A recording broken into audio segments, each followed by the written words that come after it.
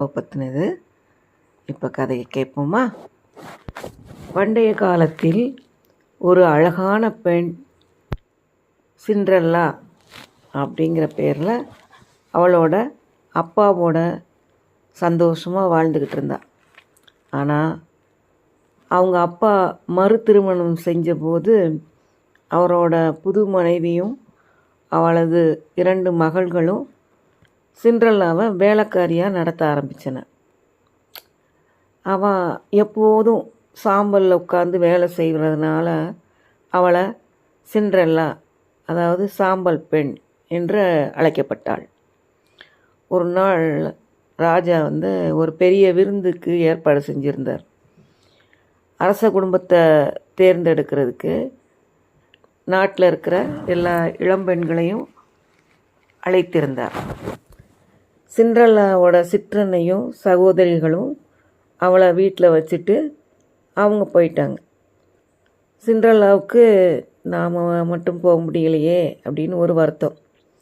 அப்போ ஒரு தேவதை அவன் முன்னாடி தோன்றி அவளோட கிழிந்த ஆடையெல்லாம் நல்ல அழகான ஒரு உடையாகவும் செருப்புகளை நல்ல பளபளக்கும் ஒரு கண்ணாடி போல் பளபளக்கிற செருப்பாகவும் மாற்றுறேன்.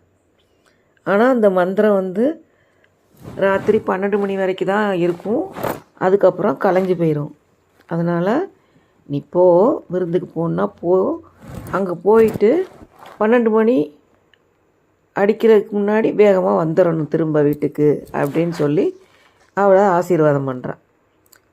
சரின்னு சொல்லி இவளும் சிண்ட்ரெல்லாவும் அந்த இதுக்கு போகிறா, ஃபங்க்ஷனுக்கு போகிறா.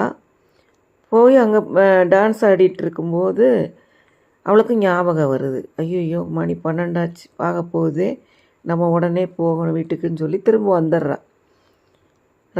ராஜாவுக்கு ஐயோ இந்த பிரின்சஸ் போயிட்டாளே அப்படின்னு சொல்லிட்டு அவள் விட்டுட்டு போன அந்த ஒரு செருப்பை இவங்கக்கிட்டலாம் தன்னோட வேலைக்காரங்கக்கிட்ட அடுத்த நாள் கொடுத்து விடுறாரு. மாயமாக மறைஞ்சிட்டதுனால செருப்பு மட்டும்தான் கிடந்தது. அதை கொடுத்து அவளை கண்டுபிடிக்க சொல்லி அனுப்புகிறாரு. சிண்ட்ரெல்லாவை தேடி எல்லாம் அந்த வேலைக்காரங்க வீட்டில் எல்லார்ட்டையும் நாட்டில் எல்லாரையும் இதை போட்டு காட்டுங்க, யாருக்கு இது ஃபிட் ஆகுதுன்னு பார்ப்போம் அப்படின்னு சொல்லி காமிக்கிறாங்க. யாருக்கும் சரியாக இல்லை. ஆனால் சிண்ட்ரெல்லாவுக்கு கரெக்டாக இருந்தது. ராஜா அவளை கல்யாணம் பண்ணிக்கிட்டார்.